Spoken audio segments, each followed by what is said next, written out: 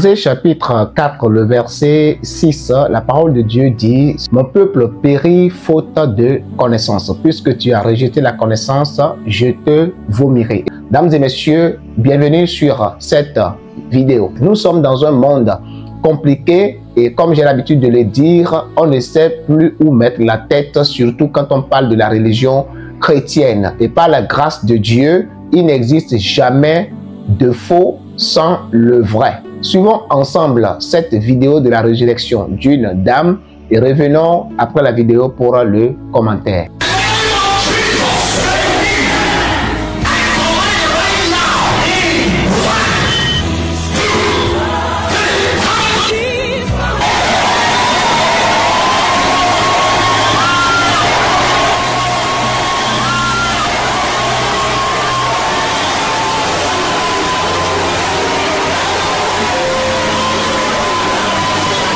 Dieu vous bénisse abondamment. Je pense que vous avez suivi la vidéo et pour tous ceux qui ont l'esprit de discernement, vous avez compris déjà cette vidéo si elle est véritablement une vraie vidéo, c'est-à-dire une vraie résurrection ou une fausse résurrection. Plusieurs pasteurs de nos jours, comme vous êtes en train de le voir, sont devenus pasteurs à cause de leur ventre.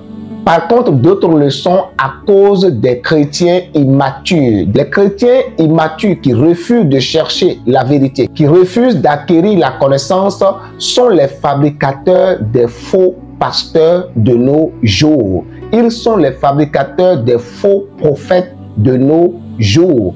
Pourquoi? Parce que si aujourd'hui, vous êtes pasteur et que vous ne faites pas de miracle, il serait difficile pour vous de conduire un peuple.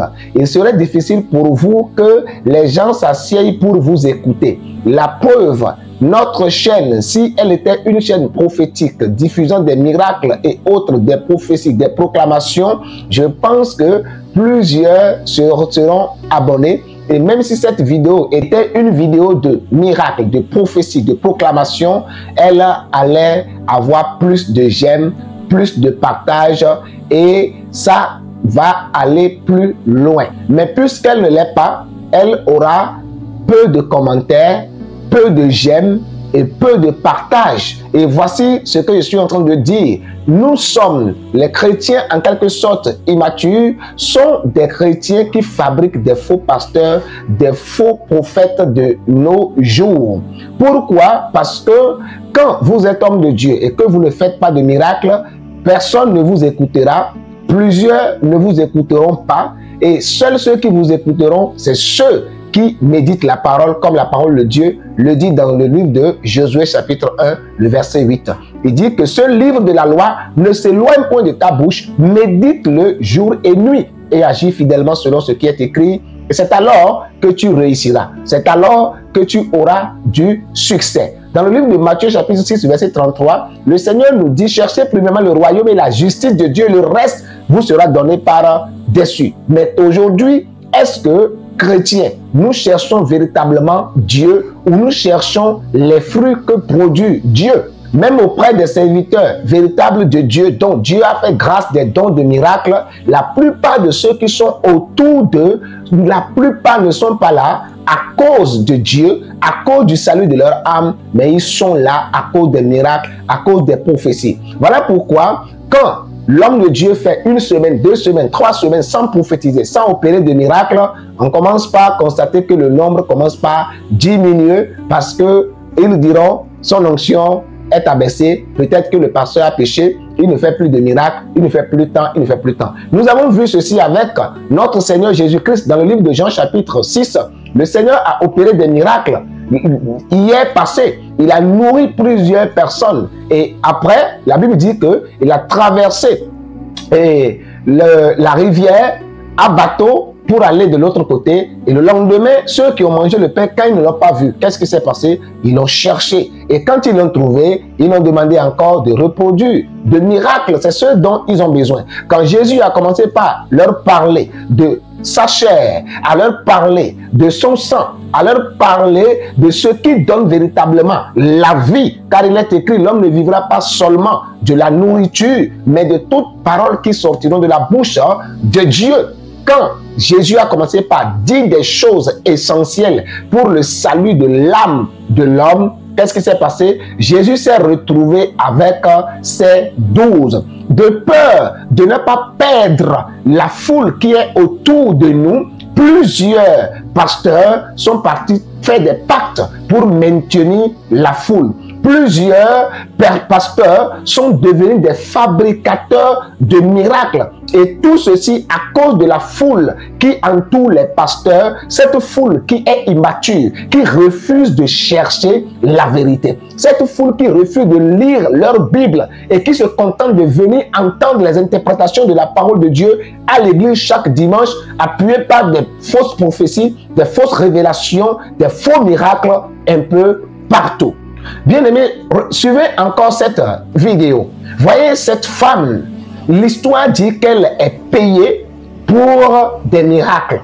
Elle est née avec ce bras comme ça. Je ne sais pas comment ça s'est passé, mais il y a une anomalie. Les médecins vont comprendre réellement ce qui s'est passé dans le bras. Donc, le bras de cette femme est anormal. Le bras peut se plier de lui-même et peut se déplier de lui-même. Et quand les pasteurs fabricateurs de miracles qui savent que s'ils ne font pas de miracles, ils vont perdre la foule qui est autour d'eux. Et que la foule aussi qui est autour d'eux se contente d'avoir les miracles, ils payent cette dame pour venir opérer des faux miracles dans l'église. Des faux miracles dans l'église. La première vidéo que nous avons vue, vous avez bien vu quel genre de résurrection. On enterre qui? Habillé comme ça, dans quelle ethnie? Dans quelle famille? Une personne est morte et c'est de telle manière qu'on l'a fait coucher dans le cercueil. Si quelqu'un est couché dans le cercueil, c'est que on est prêt pour aller enterrer cette personne. Mais habillé en robe et avec les mèches, tout est sur sa tête. Et puis, c'est de telle manière. Moi, je sais que les morts, quand on veut enterrer un mort, d'abord, il y a d'abord les gants dans ses mains. Il y a un habillement différent. Quand tu vois, tu sais que véritablement, cette personne est morte. Mais qu'est-ce qui s'est passé? Et cette personne est déjà couchée dans le cercueil. Ce qui veut dire qu'elle est prête pour aller sous la terre. Et puis, elle est dans robe et il n'y a que la poudre juste qu'on a pris pour verser sur sa tête et sur sa robe. Et cette femme a accepté de jouer ce rôle juste pour de l'argent. Et les immatures qui sont autour, qui sont venus à l'église à cause des miracles, acclament que leur pasteur est puissant, leur pasteur est fort, il a ressuscité un mort. Quel genre de mort on prend de telle manière, habillé de telle manière pour aller enterrer? Je ne sais pas si c'est dans votre famille ou dans quelle ethnie, veuillez le dire en commentaire. Moi, je sais, par l'esprit de discernement, je sais que ceci est une mise en scène. Et pour ne pas perdre, ils sont obligés de payer aussi cette dame.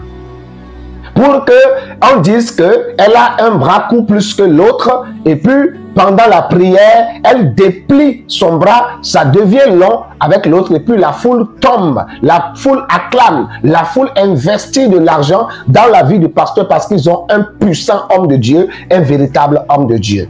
Je l'avais dit dans un direct.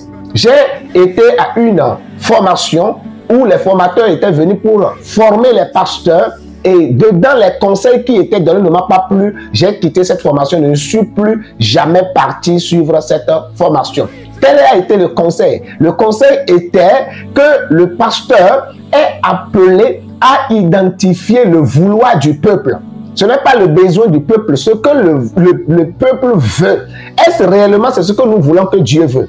Est-ce vraiment ce que la chair désire dans la volonté de Dieu? Maintenant, on va très loin dire, nous devons chercher à le connaître et à les donner cela. C'est-à-dire, l'enseignement que le pasteur est appelé à donner à l'église n'est pas ce qui vient de lui ou de dire forcément la vérité, mais d'enseigner ce que le peuple veut entendre. Qu'est-ce que le peuple d'aujourd'hui veut entendre? Tu auras de voitures, tu auras de maisons, tu vas te marier, tu vas voyager, ton passeport va sortir et puis les amens, les acclamations montent plus haut. Est-ce que tout ceci est dans la volonté véritablement de Dieu? Certes, je ne suis pas contre la grâce, contre la gloire, contre la bénédiction, parce que même toute chose qui vient de Dieu est en réalité une bénédiction. Mais ça a aussi ses limites que nous ne devons pas dépasser. Et en tant qu'enfant de Dieu, si véritablement nous voulons le salut de notre âme, nous sommes appelés à éprouver les esprits comme l'apôtre Paul le dit. Dans le livre de 1 Jean chapitre 4, la Bible dit « N'ajoutez pas foi à tout esprit. » N'ajoutez pas foi à tout esprit. Bien-aimés dans le Seigneur, si vous aimez votre vie et que vous aimez le Seigneur Jésus-Christ, je vous en conjure, méditez votre Bible, lisez votre Bible, priez le Seigneur, demandez à son Esprit Saint de vous donner la grâce d'avoir l'esprit de discernement afin de discerner l'église dans laquelle vous êtes. Là, vous êtes en train d'adorer le Seigneur Jésus-Christ. Est-ce que c'est lui le maître dans ce temple? Celui que vous appelez le Major One, celui que vous appelez le plus grand voyant du monde, le number one, est-ce qu'il est véritablement loin de Dieu? Est-ce que c'est Dieu qui a versé cette onction sur sa tête? Et si Dieu vous confirme personnellement qu'il est de Dieu, alors vous êtes au bon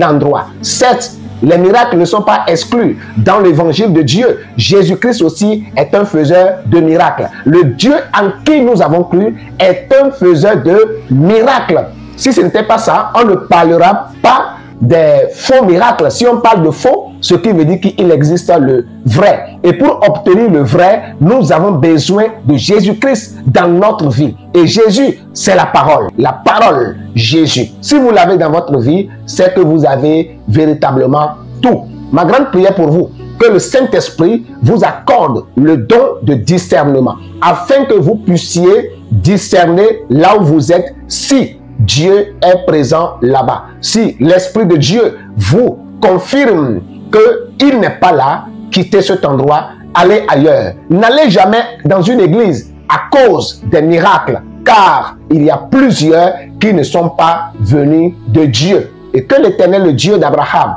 le Dieu d'Isaac, le Dieu d'Israël, vous bénisse au nom de Jésus-Christ de Nazareth. Amen. Shalom et à la prochaine.